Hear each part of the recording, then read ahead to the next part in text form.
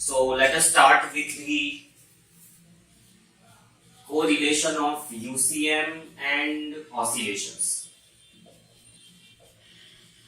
So when we say oscillations, they can be represented in the terms of uniform circular motion, which means the equations which we used in the UCM, same can be used in terms of SHM also. So interconversion is possible. Let us see how. In order to understand the interconversion, we will consider a simple pendulum, right? It's undergoing oscillations. I am representing it such a way so that the correlations become quite clear.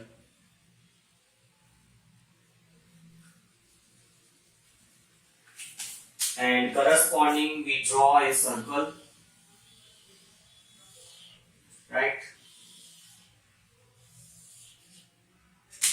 So this would be your x-axis and this would be the y-axis, right? So we have a pendulum over here, its mean position, right? Let's say at time t equal to 0, the pendulum is on the mean position. So it is at 0, 0. Sorry, not here. It is in fact at 0, 0. Now when we give pendulum a displacement of the amplitude A, so the pendulum has come to the, let us take it on the upper side. If we give it as a displacement A, the pendulum has come to the extreme position over here, right? It has undergone this path and it's over here. Now as soon as we release it, it will come back to its initial position, move on to the extreme position on the other side and continue its oscillation. So how do we represent the oscillation in terms of the uniform circular motion? So let us say at any time t, the pendulum is somewhere over here. At any time t, right, the pendulum is over here at a point P. The displacement, the angular displacement which it has undergone, let's say it is omega p. Omega is the angular frequency with which the pendulum is undergoing oscillations. So over here we can write down that the displacement at time t, right, how much displacement it has undergone, this much, right? So corresponding to this, what will be the value of y?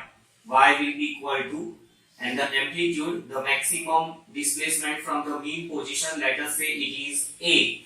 The radius of this circle is a. So the displacement at a time t will be given as y is equals to a sine omega t. The displacement can also be found in terms of x, and the displacement in terms of x would be a cos omega t. To this pendulum, it can be easily plotted along the y-axis. So that is why we will be using the equation of y-axis. In plotting the oscillations along the x-axis, it becomes difficult to teach. However, that is possible, but this is very simple to represent on the paper. That is why we will be using y is equals to a sine omega t in our further discussions. So this is displacement at the time t. So let us find out what will be the maximum displacement or what will be the minimum value of the displacement. We plot up a table.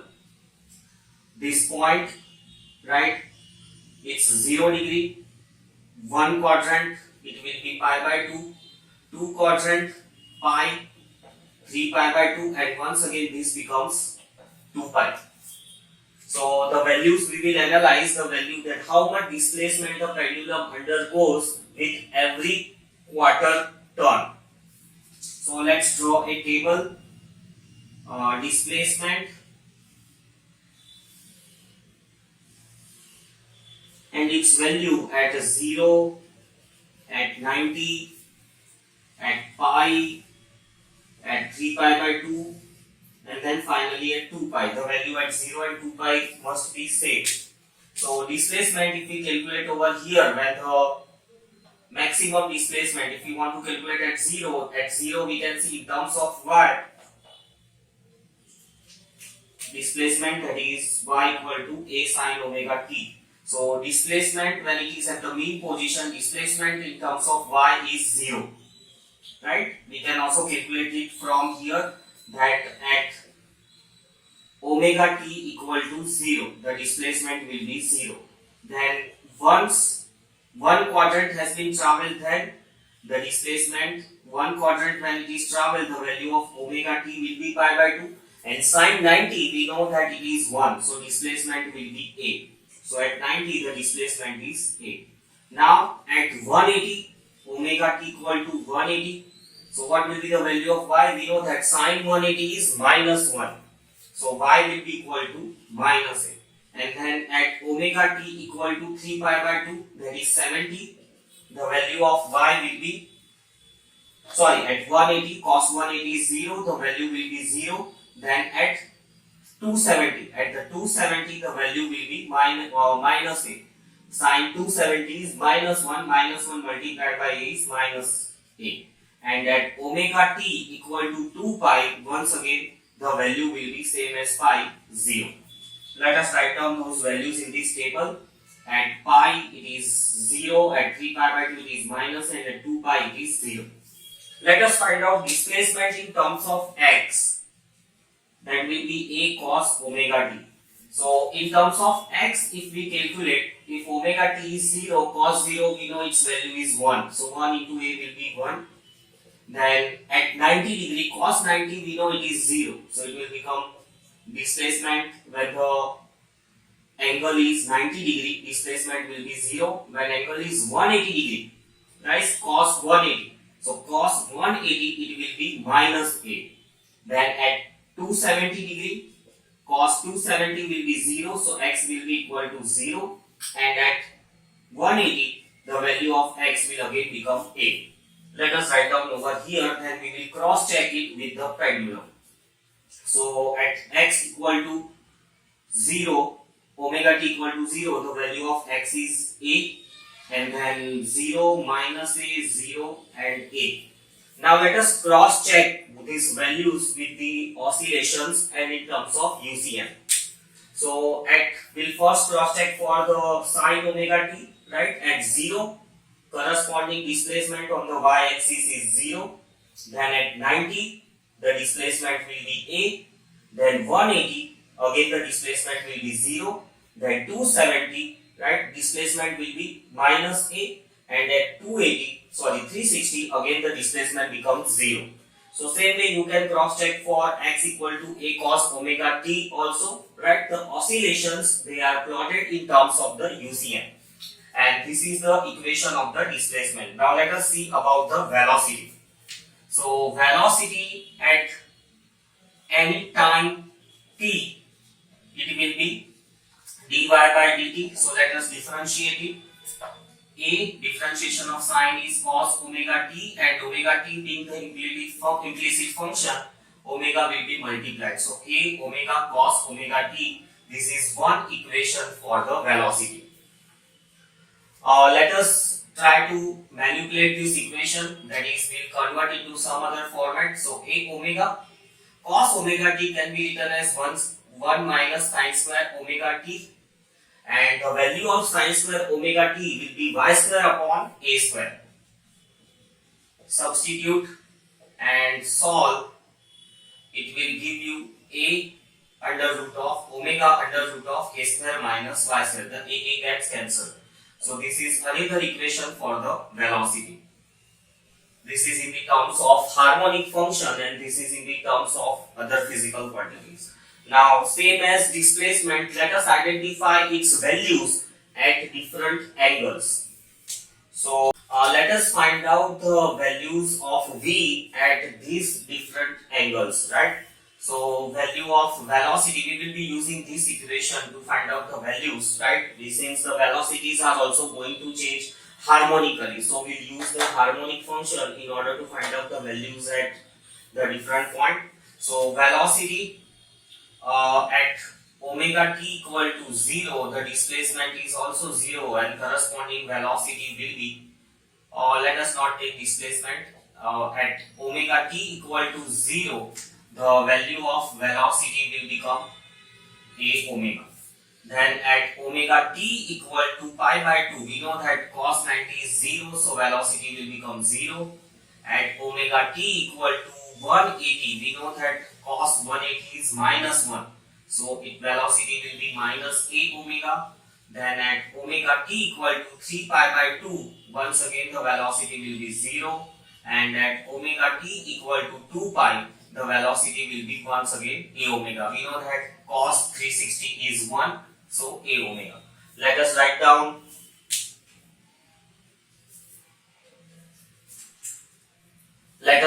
these values in the table. So omega a cos 180 will be minus a omega, 0 and a omega. Right? Then next let us find out the acceleration. So acceleration at any time t will represent it by capital A, since the amplitude we have represented it with small a. So acceleration will be differentiation of velocity. So dv by dt, and a omega, differentiation of cos omega t will be minus sin omega t, and omega t being the implicit function, omega will get multiplied. So acceleration will be minus a omega square sin omega t. A sin omega t is nothing but displacement y. So a is equals to minus omega square y. This is the equation of acceleration. Let us find out the values once again. Right? The values are directly proportional to y but negative of it. So at omega t equal to 0, the value of y is 0, and so the acceleration will also be 0. At omega t equal to 90, the value of displacement is a, and so acceleration will be minus omega square a small a. And at omega t equal to pi, the value is 0, so acceleration will be 0, and omega t equal to 3 pi by 2, right? The value of displacement is minus a, so this will become plus a. And at omega t equal to 2 pi, the value of a is again 0. So value of y is 0, so acceleration will also become 0. Let us note down these values in the table. So acceleration a at 0, it is 0, then minus omega square a, then 0, then omega square a, then once again 0. So this is the conversion of oscillations into UCM. If you don't want to consider pendulum, you can also think of a spring. So let us say you have a spring.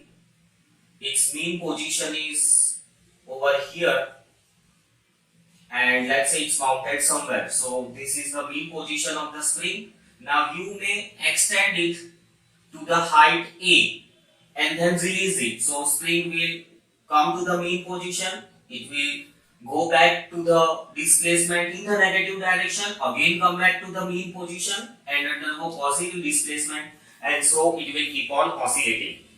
So any oscillations may be represented into the UCM, the equation of displacement, equation of velocity, equation of acceleration, and their values at different intervals.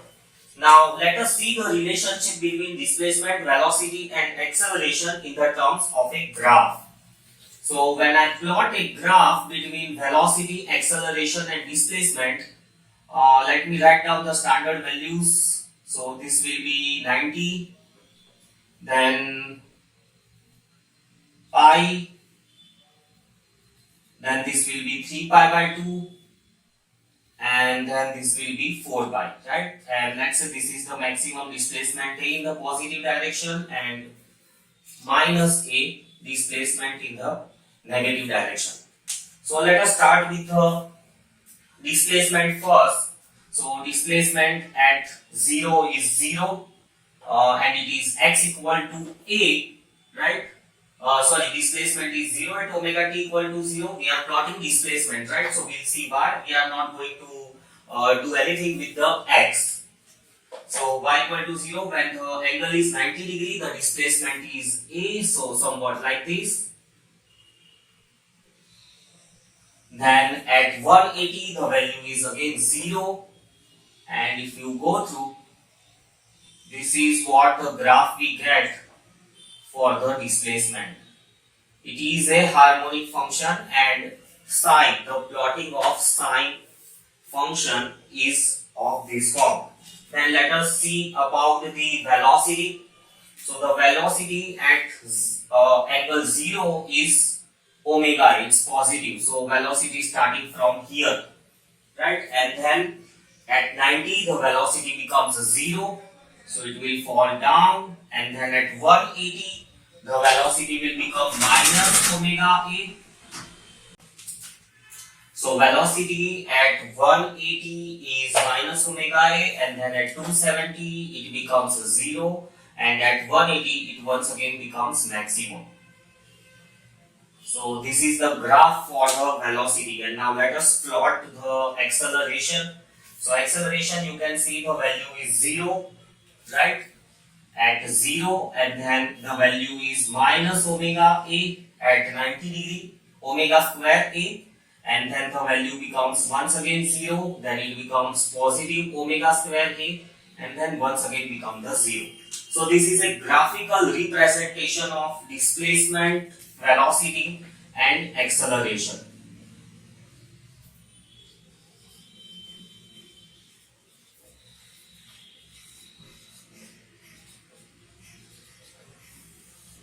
Right? So you can see here the graph.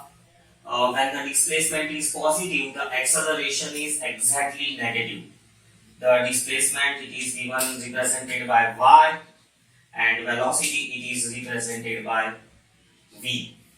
So you can see the relation even in the tabular form and even in the graphical form. Now let us see about the total energy. Total energy in SHM. So when the object is undergoing SHM, it is associated with the mechanical energy. So total energy over here, it comprises of mechanical energy, and mechanical energy is of the two types, potential energy and kinetic energy. So let us evaluate the values of P and K again at the different intervals. Potential energy in the case of SHM, right, it is given by half m omega square y. How did we get this equation? You can see the small derivation. Let us say dW is the small amount of the work done against the restoring force, right? So work done is equals to force into the distance, whatever the distance it has undergone. Our displacements we have taken along y-axis, so we'll take dy. So small amount of the work done against the restoring force, that is why we have taken a minus sign, dy. Equation of SHM, we know that for SHM F is equals to minus ky. So if we use this equation, it becomes plus ky dy. Total work done in displacing the object through the y, it is given by half ky square, and this work done appears in the form of potential energy. We also know that F is equals to ma, and acceleration we know it is omega square y, so the value of force will be omega square y. Comparing it with F is equals to minus ky, the value of k we get it as omega square m. So potential energy, it can be also written as half ky square, and then k can be substituted as m omega square. So this is the potential energy. We'll be using this equation to prove this. And then kinetic energy. Kinetic energy is simple. It's half mv square, right? And velocity, we know it is given by the equation of the velocity is omega at the root of a square minus y square whole square. So it becomes half m omega square a square minus y square. So this equation of kinetic energy will be using. Now let us find out the total energy at different intervals. So total energy when omega t is 0, that is the displacement, angular displacement is 0, the object is at the mean position. So when the object is at the mean position, total energy will be Pe plus Ke. When it is at the mean position, potential energy will be 0, right? And kinetic energy, the value of y will be A. So substituting over here, the kinetic energy we will get as 0.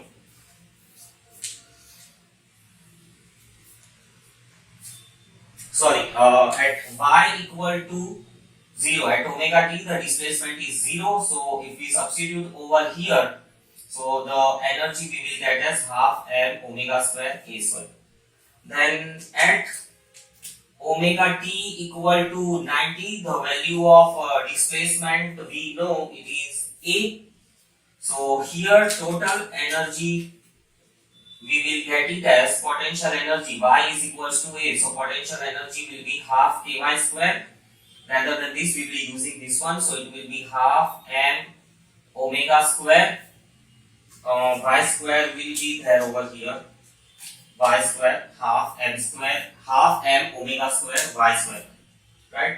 So the value of y is a, so it will be half m omega square a square, and kinetic energy, since y is equals to a, the kinetic energy will be 0. And then at omega t equal to pi, at omega t equal to pi, we know the value is 0. So the value of y being 0, again we will get total energy as, when the value of y is 0, the same equation will come out, 0 plus half m omega square a square. And similarly at omega t equal to 3 pi by 2, the value of y is minus a, right? 3 pi by 2, the value of y is minus a, and then substituting this total energy we will get it as value of y is minus a, so potential energy half m omega square a square, and kinetic energy, the value of y is minus a, kinetic energy will be 0. And finally at omega t equal to 2 pi, the value of y is again 0, and so the total energy will be at y equal to 0, potential energy will be 0, and kinetic energy will be half m omega square a square. So you can see in all the equations the total energy it is half m omega square a square, right? So total energy remains conserved in the case of SHM, that is total energy P plus K, this value will remain constant in case of SHM. The sum total of potential and kinetic energy at any given time, at any given point, total energy remains conserved, that is total energy will be the constant. Let us plot this in terms of a graph. We don't have any negative value, the energy remains positive, so somewhat like this. I will plot the potential energy first. The value is 0 over here, then at 90, at 180, at 270, and at 2 pi. So at pi by 2, at 0, the value total energy is half, potential energy is 0. We'll plot the potential energy first. So potential energy is 0. Then at 90, the potential energy is half m omega square. So potential energy, let's say somewhere over here, is half m omega square a square. Potential energy becomes maximum at 90 degree. Then potential energy again becomes 0 at 180 degree, right? And then potential energy becomes half m omega square at 370. So from here it becomes once again 370. This must be a very smooth curve, like this. And then at 2 pi, once again the potential energy becomes 0. Now let us see about the kinetic energy. So kinetic energy at omega t equal to 0, the kinetic energy is maximum over here. Then at 90 degree, the kinetic energy becomes 0. Then at 180, the kinetic energy again becomes maximum, then 0, and then again maximum. You can see over here that total energy remains conserved at any point. And we know that over one cycle, the potential energy and kinetic energy, they undergo a change 2 times. So from the graph, since kinetic energy and potential energy, they undergo a change 2 times, average energy of the SHM will be half of half m omega square a square. So it will be 1 by 4 m omega square a square. So this is about the UCM in terms of the oscillations.